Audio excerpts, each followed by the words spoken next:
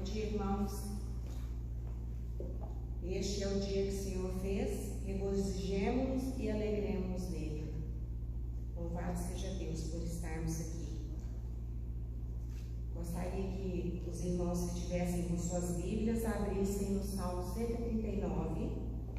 Eu lerei dos versos 1 ao 16. Salmos 139. Senhor, tu me sondas e me conheces, sabes quando me assento e quando me levanto. De longe penetras os meus pensamentos, esquadrinhas o meu andar e o meu deitar, e conheces todos os meus caminhos. Ainda a palavra me não chegou à língua, e tu, Senhor, já conheces toda. Tu me cercas por trás e por diante, e sobre mim pões a mão. Tal conhecimento é maravilhoso demais para mim, é sobremodo elevado, não o posso atingir. Para onde me ausentarei do teu espírito? Para onde fugirei da tua presença, da tua face? Eu se subo aos céus, lá estás. Se faço a minha cama no mais profundo abismo, lá estás também. Se tomo as asas da alvorada e me detenho nos confins dos mares, ainda lá me haverá de guiar a tua mão e a tua destra me susterá. Se eu digo, as trevas com efeito me encobrirão e a luz ao redor de mim se fará noite, até as próprias trevas não te serão seguras. As trevas e a luz são a mesma coisa, pois tu formaste o meu interior, tu me teceste no seio de minha mãe. Graças te dou, visto por modo assombrosamente maravilhoso me formaste. As tuas obras são admiráveis, e a minha alma o sabe muito bem. Os meus ossos não te foram encobertos, quando no oculto fui formado e entretecido como nas profundezas da terra. Os teus olhos me viram, a substância ainda informe. E no teu livro foram escritos todos os meus dias, cada um deles escrito e determinado, quando nenhum deles havia ainda. Quão maravilhoso é, vemos que todas as coisas são obras de Deus e que não existe acaso nem sorte em nossas vidas quando nós cremos que na onisciência e onipotência do nosso Deus. Vamos orar. Pai querido, nós louvamos ao Senhor por mais esse dia, pelas tuas misericórdias, meu Pai, renovadas nessa manhã sobre as nossas vidas. Louvamos ao Senhor pela beleza da sua santidade, Pai. Reconhecemos o teu poder, a tua grandeza, a tua soberania. Ó Pai, só temos que agradecer ao Senhor, reconhecer no Senhor, que é o Criador e mantenedor de todas as coisas. Que é o Senhor que estabelece o dia, a noite e todas as coisas em nossas vidas. Nós cremos, Pai, na Tua presença em nosso meio nesta hora. Nós louvamos ao Senhor e agradecemos a oportunidade que temos, Pai, de estarmos aqui reunidos para ouvir da Tua palavra, para aprender dela, meu Deus. Que o Senhor esteja, Senhor, abençoando logo mais a vida do presbítero Jorge Júnior, que irá nos trazer um ensino, meu Deus. Santifica-nos, ó Pai, na Tua verdade. Ajuda-nos, ó Pai, a vermos os caminhos do Senhor, Pai. E que possamos hoje, Pai, alegremente cultuar a Ti, Pai. E vivermos esse dia que é para o Senhor, dedicado exclusivamente ao Senhor. É em nome de Jesus que eu oro, com o perdão dos nossos pecados. Amém. Vamos agora cantar o hino 31, Providência de Deus.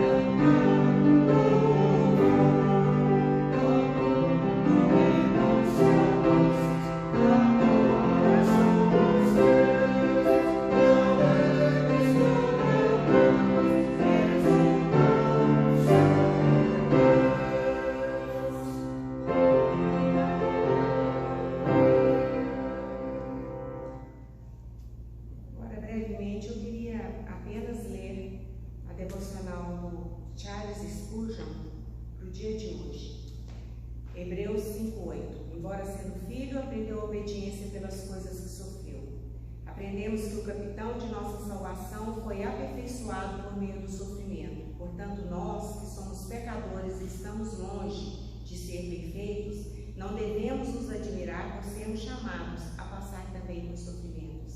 Porventura, a cabeça deve ser coroada com espinhos e os outros membros do corpo embalados no colo delicado da tranquilidade? Deve Cristo passar pelos mares de seu próprio sangue para ganhar a coroa e nós andarmos para o céu com os pés secos em sandálias de prata? Não. A experiência de nosso Mestre nos ensina que o sofrimento é necessário e que o verdadeiro Filho de Deus não irá e não deveria escapar dele mesmo que pudesse. Mas há uma ideia muito reconfortante no fato de Cristo ter sido aperfeiçoado por meio de sofrimentos. Ele pode ter completa compaixão por nós, porque não temos um sacerdote que não possa compadecer-se das nossas fraquezas. Nessa compaixão de Cristo encontramos um poder de sustentação. Um dos primeiros mártires disse: eu posso suportar tudo, pois Jesus sofreu e ele sofre em mim agora. Ele tem compaixão de mim e isso me fortalece. Cristão, agarre-se a esse pensamento em todas as horas de aflição. Que o pensamento de Jesus o fortaleça enquanto você segue seus passos. Encontre um doce apoio em sua compaixão e lembre-se de sofrer, que sofrer é honroso. Sofrer por Cristo é a glória. Os apóstolos se alegraram por terem sido considerados dignos de passar por isso, na mesma medida em que o Senhor nos dá a graça de sofrer por Cristo e com Cristo. Ele nos honrará. As joias de um cristão são suas aflições. As insígnias de reis a quem Deus ungiu são seus problemas, suas tristezas e suas angústias. Não vamos, portanto, evitar ser honrados, nem deixar de lado sermos exaltados. Aflições nos exaltam e problemas nos elevam. Se perseverarmos, também com ele reinaremos. Nós teremos o nosso culto logo mais às 19h30. Amanhã, segunda-feira, nós teremos nosso estudo bíblico. Nós estamos estudando o livro de Salmos. E na quarta-feira, às 20h, o nosso estudo bíblico também estamos estudando os ensinos de Jesus. Que todos possam estar aqui presentes na medida do possível. Agora, com a palavra, o presbítero Jorge Júnior.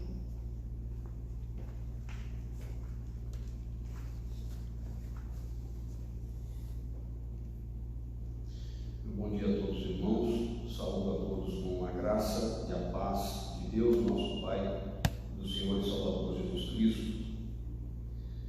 Eu quero, na manhã desse dia, compartilhar com os irmãos acerca da providência e da soberania de Deus.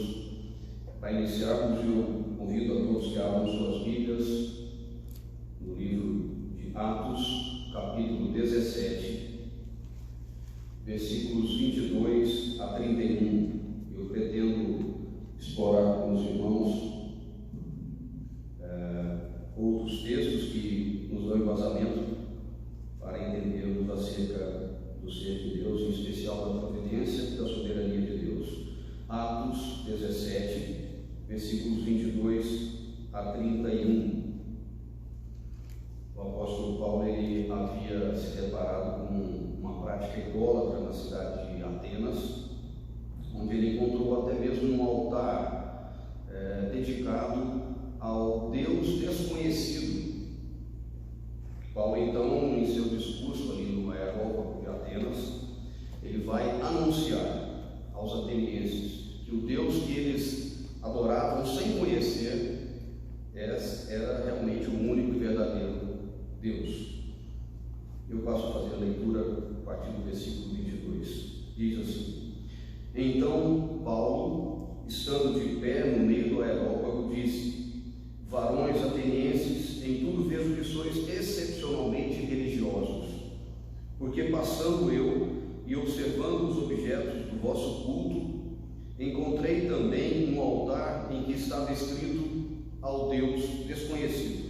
Esse, pois, que vós honrais sem o conhecer, é o que vos anuncio. O Deus que fez o mundo e tudo o que nele há, sendo ele Senhor do céu e da terra, não habita em templos feitos por mãos de homens, nem tampouco é servido por mãos humanas, como se necessitasse de alguma coisa, pois Ele mesmo é quem dá a todos a vida, a respiração e todas as coisas, e de um só fez todas as raças dos homens, para habitarem sobre toda a face da terra, determinando-lhes os tempos já dantes ordenados e os limites da sua habitação, para que buscassem a Deus, se porventura tateando o pudessem achar, o qual todavia não está longe de cada um de nós, porque nele vivemos e nos movemos e existimos, como também alguns dos vossos poetas disseram, pois dele também somos geração. Sendo nós, pois, geração de Deus, não devemos pensar que a divindade seja semelhante ao ouro, ou à prata, ou à pedra esculpida pela arte e pela imaginação dos homens. Mas Deus, não levando em conta os tempos da ignorância, manda agora que todos os homens em todo lugar se arrependam, porquanto determinou um dia em que com justiça há de julgar o mundo, por meio do varão que para isso ordenou, e disso tem dado certeza a todos, ressuscitando dentre os mortos. Vamos orar. Santíssimo Deus, nosso eterno Pai, nós nos colocamos na Tua presença e diante da Tua palavra nós buscamos ao Senhor, entendendo que carecemos da iluminação do Teu Santo Espírito, para que da Tua palavra possamos absorver mensagem e aprendizado e entendimento, discernindo assim, ó Deus, a Tua vontade para as nossas vidas. Por isso, Pai, nós clamamos na manhã desse dia, pela sabedoria que só pode vir do Senhor. Fala, Pai, aos nossos corações, que sejamos atentos à instrução que o Senhor nos traz. Em nome do Senhor Jesus. Amém. Meus irmãos, nós estamos vivendo nessas últimas semanas, pelo menos, uma experiência que talvez seja sem precedentes na nossa história, pelo menos para a nossa geração. É algo que produz em nós mais do que medo e preocupação, porque muitas coisas podem trazer e provocar esses sentimentos em nós. A chamada pandemia do coronavírus, ela trouxe um estado de alerta, mas acima disso também um estado de consciência para a maior parte das pessoas de que nós somos extremamente vulneráveis, incapazes de impedir a disseminação de uma doença a ponto de gerar uma paralisação quase total em todos os países do mundo, agora também sujeitos a uma inevitável catástrofe econômica, social, e isso em escala global. Mas talvez a grande lição que nós levaremos dessa experiência é justamente algo que nós tínhamos perdido como seres humanos. Nós estamos percebendo que nós não somos tão poderosos assim como nós pensávamos. Não somos tão fortes e tão independentes assim como nós imaginávamos. E nós não somos capazes de garantir nada. Nós não dominamos nada.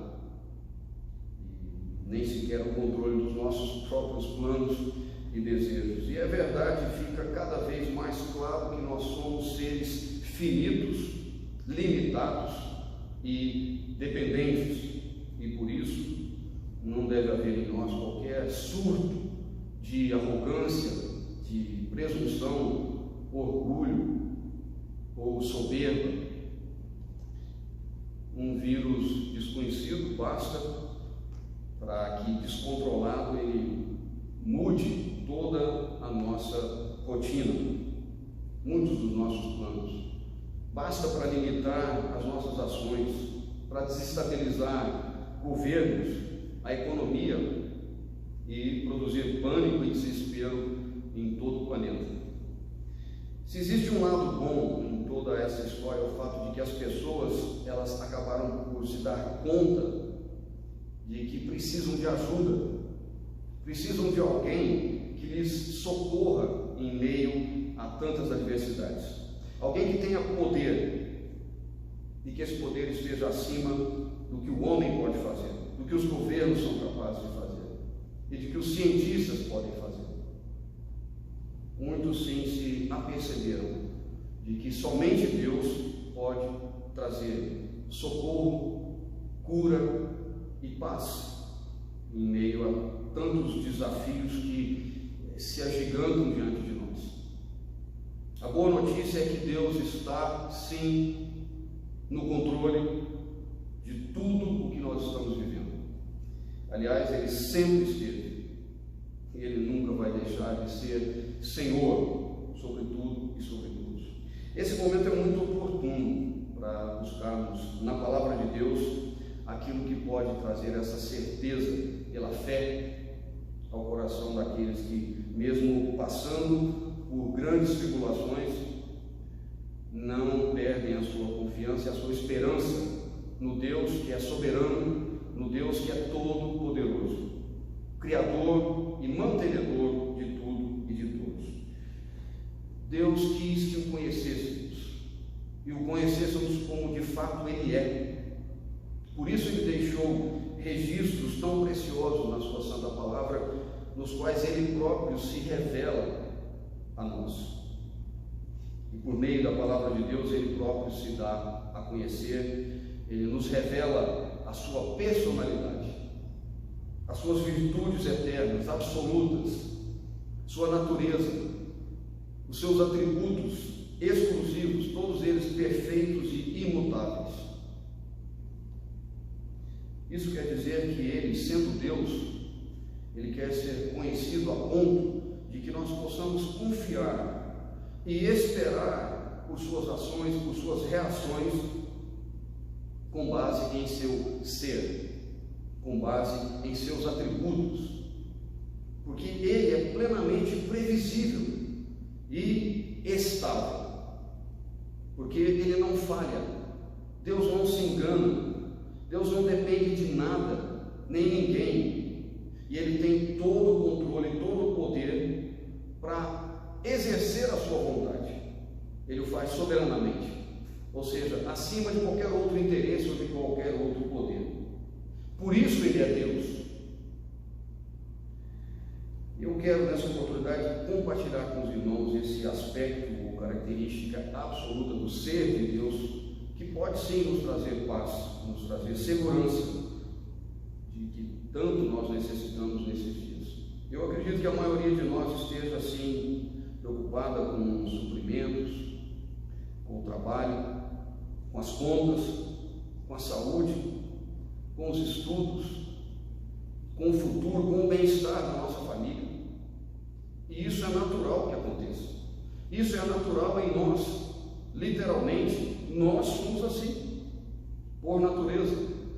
E por isso mesmo nós precisamos aprender a contemplar na natureza de Deus, em sua eterna personalidade, essa característica que é a sua providência. Deus é providente.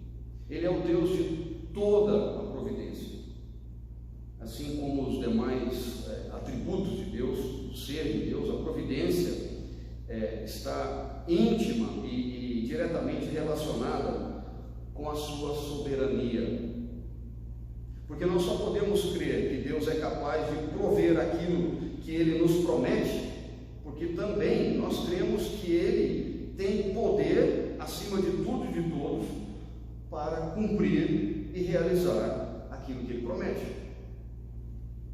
Não há, portanto, como entender a providência divina à parte da compreensão de que nossas vidas e tudo o que há servem, antes de mais nada, ao propósito eterno, imutável e exclusivo de Deus, e também à sua soberania, ou seja, servem ao poder que somente Ele tem de realizar aquilo que deseja, aquilo que serve ao seu propósito. Sim, Deus tem propósitos. A providência de Deus nos fala que Ele guia os eventos do mundo para um determinado fim. E na carta do apóstolo Paulo, quando ele escreve à igreja de Éfeso, em Efésios capítulo 1, nós lemos que esse fim é o beneplácito de sua vontade. Essa é a expressão que nós encontramos no versículo 5 de Efésios capítulo 1. É o seu supremo propósito para esse mundo, que resulta em louvor da sua glória, louvor da glória de Deus. Isso está no versículo 12 do mesmo capítulo 1 da carta aos Efésios. A palavra providência é interessante, você não vai encontrá-la na Bíblia, a não ser em alguns títulos ou em alguns trechos bíblicos, né, de início, mas ela é usada como um nome para esse ensino bíblico de que Deus é o governador sempre presente de toda a criação. E como governador soberano da criação, Deus cuida e Deus supre as necessidades de todas as suas criaturas, enquanto Ele dirige todas as coisas para esse seu determinado fim ou propósito.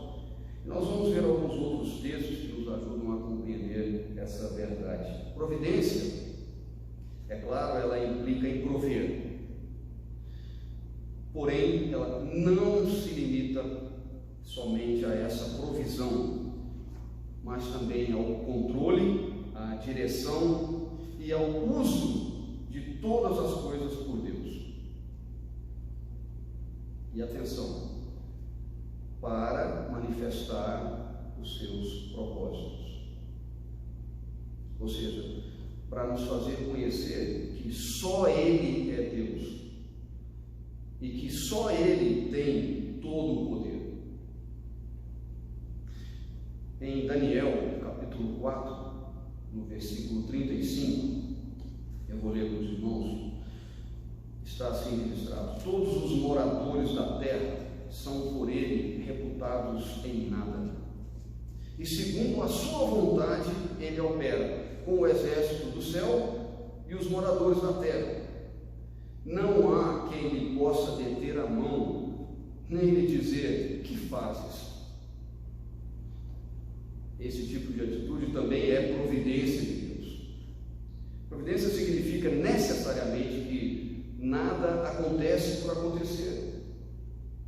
Como bem disse a nossa irmã Maria na abertura, nada acontece por acaso. Ninguém tem sorte de estar vivo. Se está vivo pela providência divina. Não existe essa coisa de acaso ou sorte. Todas as coisas são obra de Deus. Mesmo os atos pecaminosos dos ímpios, mesmo a atividade do diabo, todas as coisas estão completamente debaixo do controle de Deus. Não se engane. Eu tenho alguns textos, pelo menos 3 versículos aqui, que podem nos ajudar a entender isso. Êxodo, capítulo 4, versículo 21, diz: disse o Senhor a Moisés: quando voltares ao Egito, vê que faças diante de Faraó todos os milagres que te hei posto na mão, mas eu lhe endurecerei o coração de Faraó, para que não deixe ir o povo. E aí nós vamos para Provérbios, no capítulo 16, o versículo 4, registra assim: o Senhor fez todas as coisas para determinados fins, e até o perverso para o dia da calamidade. Provérbios 21, versículo 1, diz assim: como ribeiros de águas, assim é o coração do rei na mão do Senhor. Este, segundo o seu querer, o inclina. Portanto, meus irmãos, como nós vimos nesses textos, tanto o Faraó quanto o perverso ou o rei, assim como todos os seres, todos estão na mão do Senhor. O Deus providente, ele se revela por seu modo de agir e pelo seu poder de agir, sempre com um braço forte, sempre com suas mãos poderosas. Quando a Escritura fala da providência de Deus, muitas vezes, na maioria das vezes, ela fala de sua mão, como no Salmo 109, versículo 27, que diz: para que saibam ouvir isto das tuas mãos, que tu, Senhor, o fizeste. É por sua mão que ele provê para todas as criaturas. Ele lhes dá vida, fôlego, sustento. É com sua mão que ele guia, é com sua mão que ele dirige o curso de todas as coisas, em todas as situações, de forma que sirvam ao seu propósito maravilhoso. Sua mão, a mão de Deus, é o seu poder absoluto, soberano, é o todo-poderoso Deus agindo. Mas há alguns versículos que precisam ser muito bem compreendidos, com vistas a preservarmos o sentido da ação soberana de Deus e providente de Deus, sem ferir o caráter de Deus, que é reto, que é justo, que é santo, bom, que é perfeito. E essas virtudes são todas atributos igualmente absolutos do ser de Deus.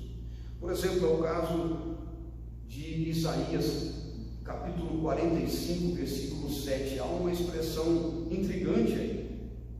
Isaías 45, versículo 7, onde Deus, pela boca do profeta, afirma: eu formo a luz e crio as trevas, eu faço a paz e crio o mal. Eu, o Senhor, faço todas as coisas.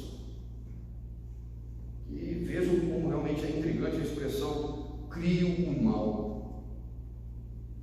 E cuidado para não tirarem conclusões precipitadas, porque isso não quer dizer que Deus seja moralmente responsável pela existência do pecado. O mal, neste versículo, neste contexto, no original hebraico, ele inclui tudo que os homens chamam de mal: desgraças, punição, doenças, infortúnios, dificuldades, coisas que sobrevêm ao ser humano por causa do pecado, como consequência do mal que o próprio ser humano causou no mundo. Só Deus é o autor de todos os acontecimentos, de todos os eventos. Isso é, todos os eventos, sejam eles adversos ou prósperos, todos eles são enviados por Deus. Mesmo que ele faça uso da ação dos homens, para que ninguém possa atribuir nenhum evento à casualidade, ao acaso ou a qualquer outra fonte ou causa. Porque, meus irmãos, se Deus é soberano, Ele o é em todo o tempo. E a afirmação nesse contexto, que foi lido, o versículo lido, ele não se refere ao mal conceitual, que é o oposto ao bem. Não é. Ele se refere ao mal no sentido de juízo, de castigo. E especificamente nesse versículo, contra a nação de Israel, que havia desobedecido a Deus, e esse castigo seria assim a invasão dos assírios e dos babilônicos, ou seja, um mal circunstancial, temporal, que veio em forma de derrota, perda das casas, morte dos filhos, enfim. Portanto, ele traz e ele permite o mal, dores, doenças, derrotas, como consequência da desobediência, como castigo pelo pecado do mundo. Deus não cria um mal moral, Deus não cria um pecado, mas Ele cria sim o castigo sobre o pecado. Justamente porque Ele é bom, porque Ele é justo e porque Ele corrige o seu povo. E o faz com um propósito, e o propósito é de restaurar a santidade, a obediência na vida daqueles que Ele ama e cuida, como Pai. Eu estou me detendo um pouco mais nesse versículo, justamente porque eu entendo que muitas pessoas querem colocar a culpa em Deus, quando são acometidas por situações ruins, quanto mais em adventos em que o sofrimento medo, a dor ficam tão evidentes, como nesse momento de pandemia em todo o mundo. Muitos questionam a bondade, muitos questionam o amor de Deus, como se fossem juízes de Deus, como se fosse Deus o real culpado pelas adversidades e por todo o mal que nós sofremos. Lembrem-se que Deus criou o homem naturalmente santo, sem pecado, mas com liberdade de decidir ou de arbitrar, sem qualquer tendência natural ao pecado. Porém, como nós lemos em Gênesis, no capítulo 2, no versículo 17, Deus determinou que se o homem viesse a comer do fruto da árvore do conhecimento do bem e do mal, certamente morreria. Ou seja, certamente sofreria o dano da sua desobediência e cairia da sua condição natural de plena santidade para uma condição da mais absoluta depravação, para si mesmo e para toda a criação, conhecendo ou experimentando como consequência o mal físico, o mal natural em todas as áreas da vida. O fato é que Deus age no homem, levando-o a fazer a sua vontade suprema, mas sem ferir a responsabilidade pessoal do homem por cada ato e sem ser o autor do pecado dos homens. Deus é tão santo, Deus é tão bom, que Ele não é responsável por nenhuma das impiedades que os homens praticam. A culpa é nossa, é do próprio ser humano, não de Deus. Nós estamos vivendo um tempo em que os homens têm a oportunidade de se darem conta de que o nosso pecado, desde o Éden, desencadeou todo o mal e as consequências sobre o ser humano, sobre toda a criação, sem exceções.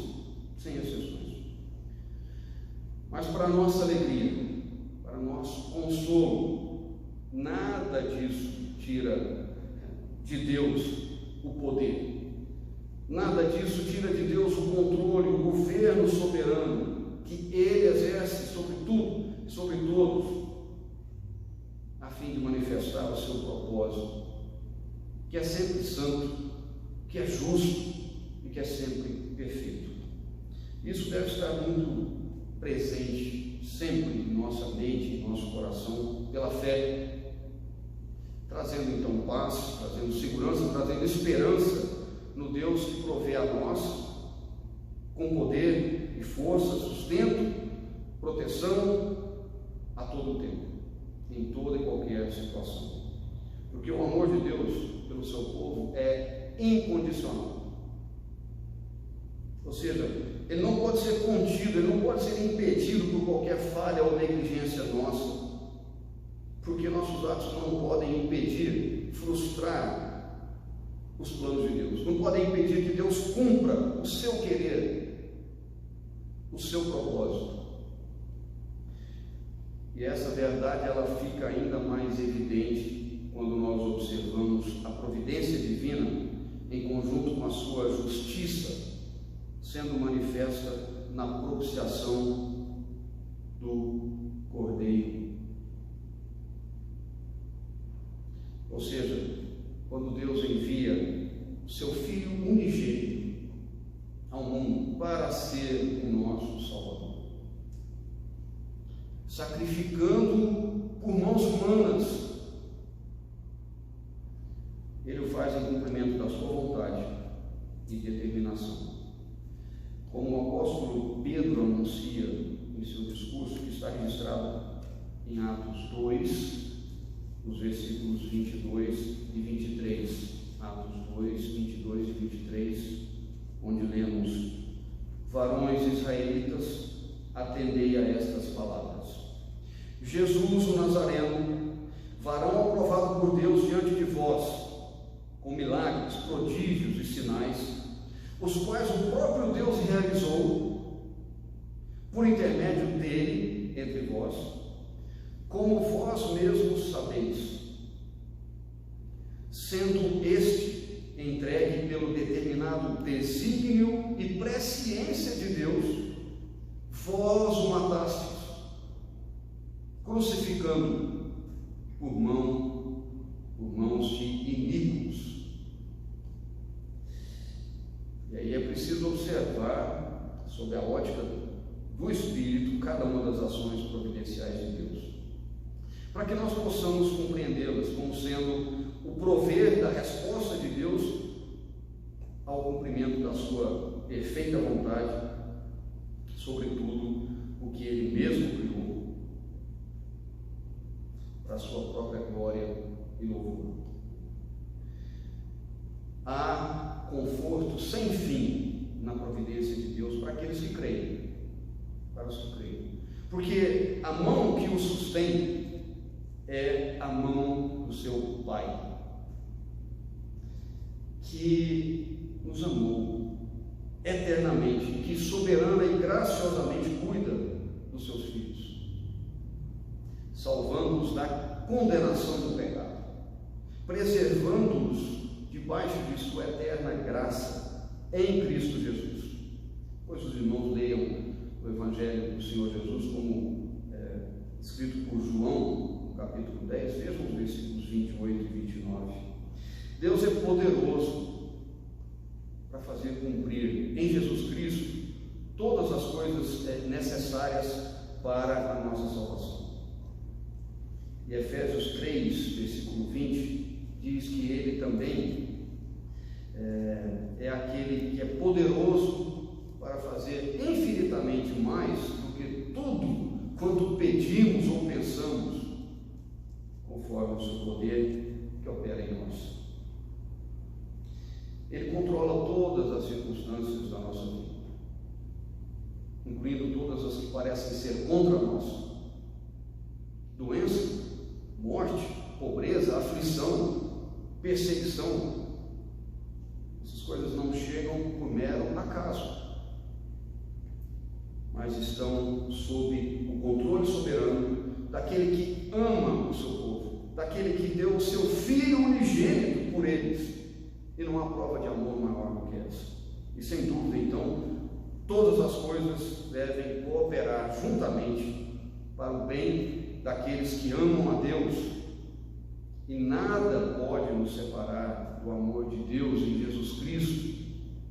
Essas afirmações estão na carta de Paulo aos Romanos, no capítulo 8, versículos 28 e 39. Eu quero concluir, meus irmãos, dizendo que Deus não apenas criou o mundo, como também Ele o sustenta. Verdadeiramente, esse ato criador de Deus terminou lá no sexto dia. A partir daí, meus irmãos, iniciou-se o que nós conhecemos como providência divina. Também começa ali a nossa oportunidade de contemplarmos, de experimentarmos, de conhecermos, de reconhecermos o poder de Deus soberano sobre toda a nossa existência. A despeito da incredulidade humana, Deus está no controle de todas as coisas, desde as mais simples até aquelas que abalam a nossa falsa e arrogante sensação de autossuficiência, de independência. Não deixe esse momento de instabilidade e medo passar sem que uma valiosa lição de fragilidade e de total dependência te aproxime de Deus,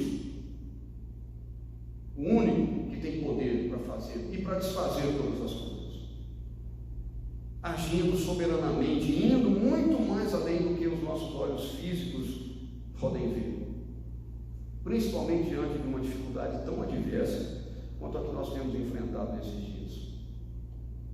O propósito de Deus é sempre santo. Confie nisso. Se você confia em Deus como Pai, saiba que Ainda que as consequências dos nossos atos maus sejam tão duras, Deus, o nosso Pai, está presente, protegendo, guiando, controlando todas as coisas e preservando os seus filhos, a quem, em Cristo Jesus, amou desde antes da fundação do mundo. Descanse nessa verdade, porque Deus não pode falhar. E é provável que o controle e até a cura para essa doença aconteça nesses próximos meses. Mas o nosso desejo de cura deve ir além do que a medicina, por providência divina, é capaz de proporcionar. Busque socorro e busque sustento das suas forças em Deus. Deposite toda a sua confiança em Jesus Cristo, como único e suficiente Salvador e Senhor da sua vida. Deposite essa confiança nele, descanse nele, em Jesus, que conforme está registrado em Hebreus 1, versículos 3 e 4, sustenta todas as coisas pela palavra do seu poder, e que depois de ter feito a purificação dos pecados, assentou-se à direita da majestade de Deus, nas alturas. Que assim Deus nos abençoe. Vamos orar?